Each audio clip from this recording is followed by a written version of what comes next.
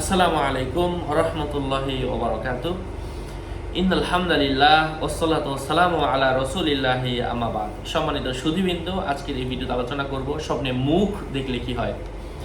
আলোচনা বসতে সাথেই থাকবেন। যারা এখনো চ্যানেলটি সাবস্ক্রাইব করেননি, সাবস্ক্রাইব করতে ভুলবেন না। ভেরিফাই চ্যানেলের ডেসক্রিপশন বক্সে ক্লিক করলে পেজ এবং আইডি আসবে। এটা ছাড়া আলাদা অন্য কোনো পেজ নেই, আইডি নেই, ইমো নেই, হোয়াটসঅ্যাপ নেই, টিকটক নেই। নাম ছবি দেখে বিভ্রান্ত হওয়া যাবে না। প্রত্যেক ভিডিওতে আলাদা সাবধান করি, সতর্ক করি।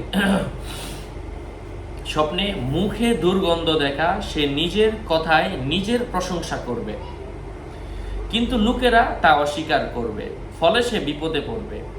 অন্যের মুখের দুর্গন্ধ পেতে দেখলে সে তার পক্ষ থেকে খারাপ কথা শুনবে।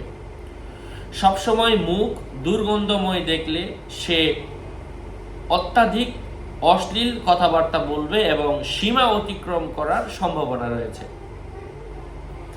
স্বপ্নে কোনো মানুষ কাশতে দেখার অর্থ হচ্ছে স্বপ্নদ্রষ্টা বাদশার সঙ্গে সম্পর্কযুক্ত কোনো ব্যক্তির বিরুদ্ধে অভিযোগ করবে। যদি দেখে কাশতে কাশতে দম বন্ধ হয়ে গিয়েছে, তাহলে সে মৃত্যুবরণ করবে।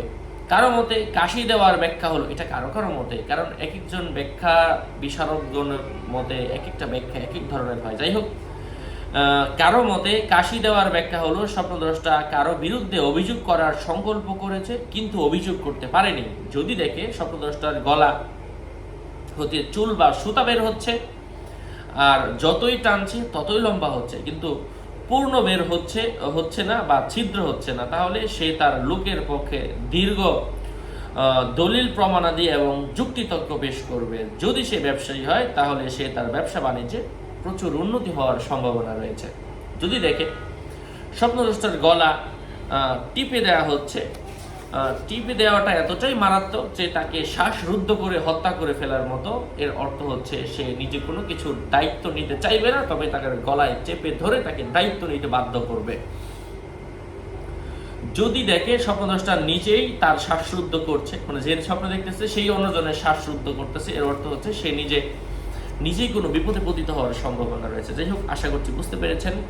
আরও আপডেট পেতে সাথেই থাকবেন। সকলের মঙ্গল এবং দীর্ঘায়ু কামনা করে এখানেই শেষ করছি। আসসালামু আলাইকুম ওয়া রাহমাতুল্লাহি ওয়া বারাকাতুহু।